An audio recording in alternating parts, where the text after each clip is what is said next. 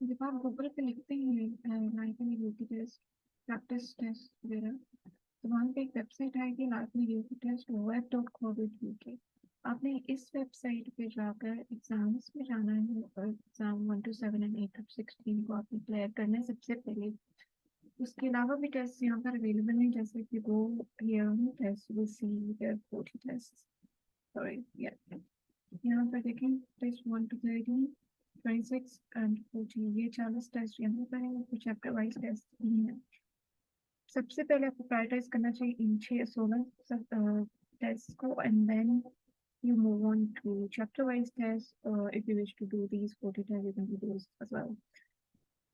अभी मैं एक पैरा करूंगी, आप 1 to 7 पे क्लिक करेंगे। एग्जाम नंबर 1 पे मैं जाऊंगी।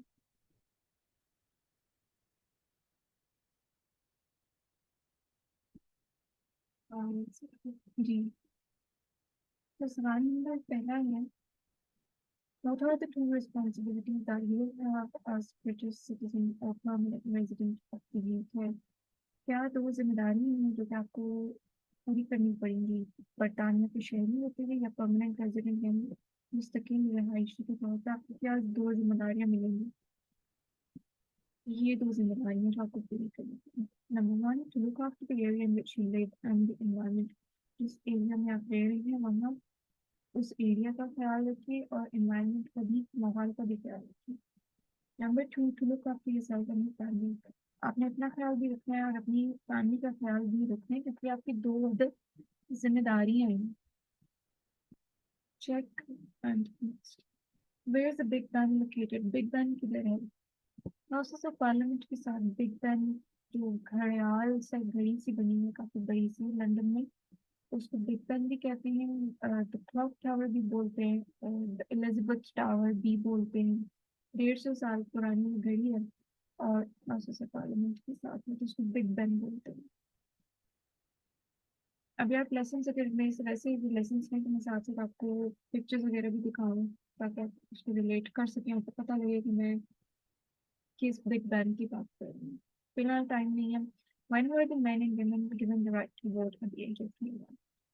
21 साल की उम्र में, यानी 21 साल के मर्द और औरतों को वोट डालने का हक दिया गया। कब हुआ था? पहले जी कोई इनको राइट, औरतों को राइट नहीं था वोट डालने का, और मर्द जो थे, सिर्फ वो जो 30 साल से ऊपर है और उनके पास प्रॉपर्टी होती थी, सिर्फ और सिर्फ वो मर्द जो है वो वोट डाल सकते थे। 1928 में उन्होंने 21 साल कर दी थी। उससे पहले औरतों का हक 1918 में मिला था। 10 साल के बाद 28 में 21 साल उन्होंने एज कर दी। और अब जो हम रूल फॉलो करते हैं कि 18 साल के मर्द औरत जो है वो डाल सकते हैं, प्रॉपर्टी उनके पास है या नहीं ऐसा फर्क नहीं पड़ता। वो हुआ था 1969 में। ये तीनों साल आपने याद रखने हैं। आगे, where is UK geographically located? UK जो है वो मैप के ऊपर अगर आप देखें तो कहाँ वाक्य वाक्य करता है या किधर एग्जिस्ट करता है, कहाँ पे लोकेट करता है यूके जी? आई थिंक नॉर्थ वेस्ट या यूरोप के नॉर्थ वेस्ट में, अगर यानी नॉर्थ वेस्ट के बीच में जो है वो यूके आपको नजर आएगा मैप्स के ऊपर। Who is the patron saint of Scotland? हर जगह यूके के आप देखेंगे 4 बड़े इलाके हैं, England, UK, England, Scotland, Wales, Northern Ireland. हर एक का अपना अपना पैट्रन सेंट है। पैट्रन सेंट यानी वो पादरियों का एक हेड होता है जिसको वो पैट्रन सेंट बोलते हैं। तो स्कॉटलैंड का पैट्रन सेंट कौन है, इसको याद करने का एक तरीका है, वो मैं स्टूडेंट्स को बताती हूँ, which I can do right now. So let me Andrew, I think. Yeah, Saint Andrew है जो स्कॉटलैंड का है। Which two houses fought in War of Roses? War of Roses गुलाबों की जंग।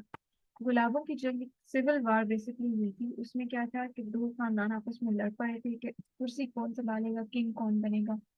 सो एक हाउस ऑफ यॉर्क था और एक हाउस ऑफ लैंकास्टर था। हाउस ऑफ लैंकास्टर का जो फूल है, जो गुलाब था, वो था लाल रंग का, और हाउस ऑफ यॉर्क का जो फूल था वो था व्हाइट कलर का। इनके इंतखाबी निशान आप कह सकते हैं फूल फूल थे। तो हाउस ऑफ ट्यूडर जो बाद में बना था जंग के बाद, यानी वॉर ऑफ रोजेस जब खत्म हो गई थी, तो हाउस ऑफ ट्यूडर का जो फूल था वो लाल रंग के अंदर व्हाइट फूल उन्होंने रख दिया था, यानी हाउस ऑफ लैंकास्टर का जो निशान था उसके अंदर उन्होंने हाउस ऑफ यॉर्क का फूल बना दिया था। और ये शो किया था कि अब दोनों खानदान एलाइज हैं, अब इनके अंदर लड़ाई खत्म हो चुकी है, अब इनकी कोई दुश्मनी नहीं है। और लड़ाई खत्म कैसे हुई थी? हाउस ऑफ लैंकास्टर का जो किंग था उसने हाउस ऑफ यॉर्क की जो वहाँ पे मीस थी उसके साथ उसने शादी की थी, और फिर ये लड़ाई इस तरह से खत्म हुई थी।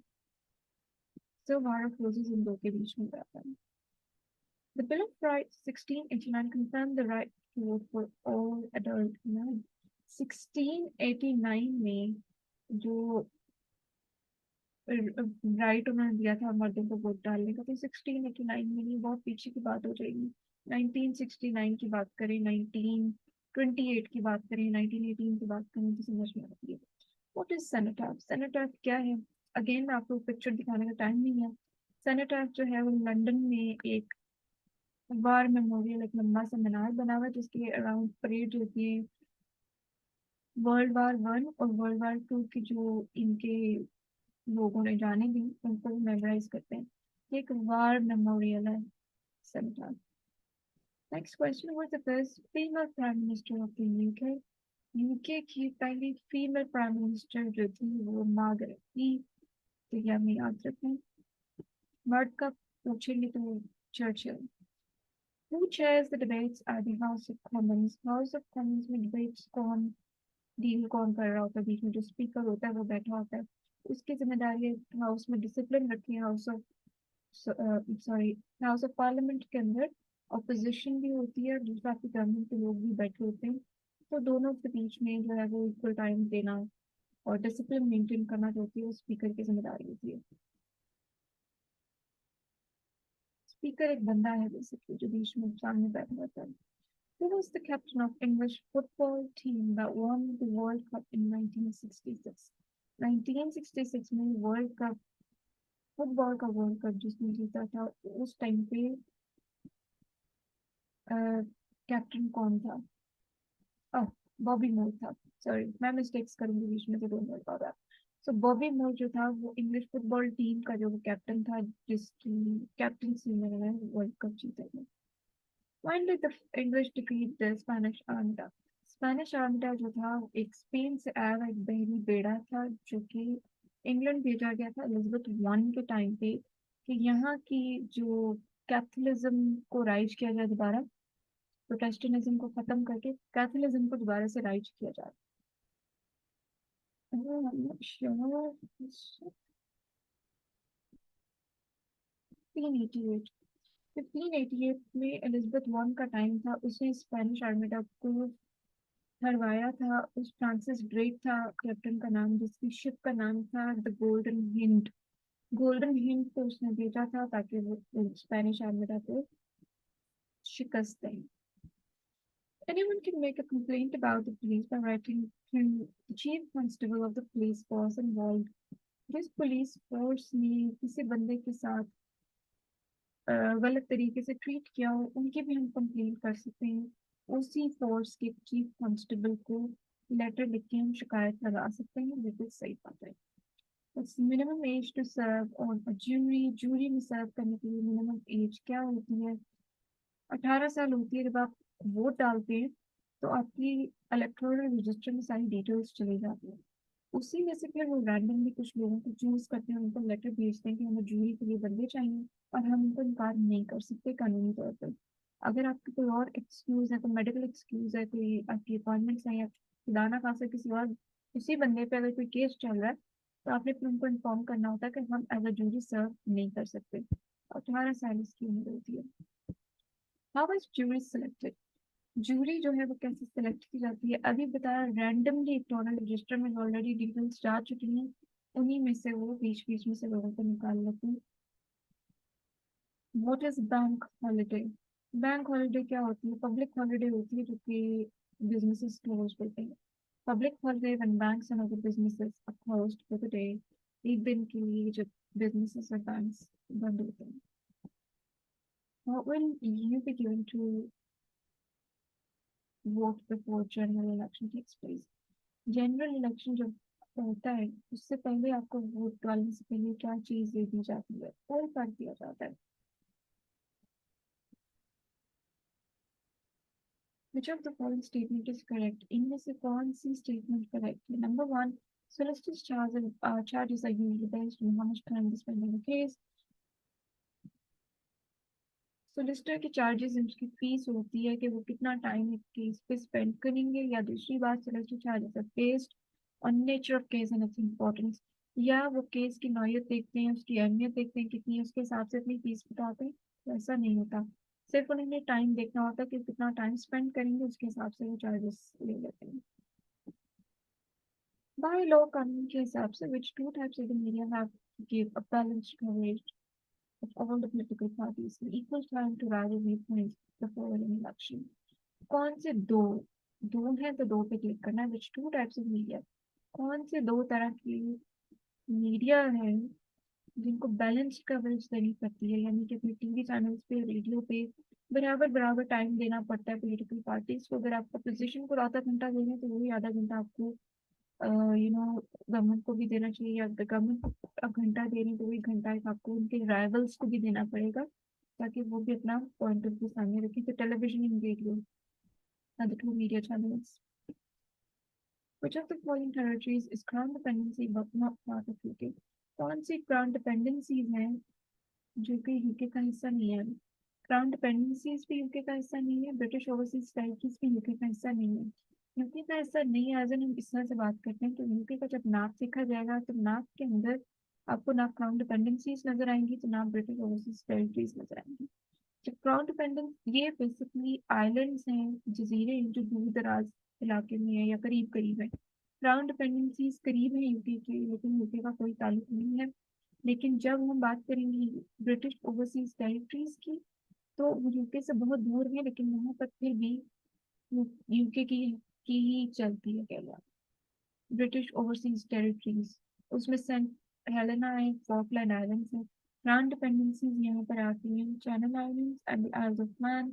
आइल्स ऑफ मैन यहाँ पर लिखा हुआ नहीं है, तो खाली Channel Islands. What did Sir Francis Whittle invent in 1930s? 1930s में Whittle ने, फ्रांस whittle ने क्या बनाया था? I think it should be that बनाया। Oh, जेट इंजन बनाया था। Sorry, जेट इंजन जो था वो बनाने वाला था sir Frank Whittle. Who wrote the Daffodils? Daffodils किसने लिखा था? एक नज़्में हैं ये। Daffodils नज़्म है Daffodils, विलियम वर्ड्सवर्थ ने लिखी है।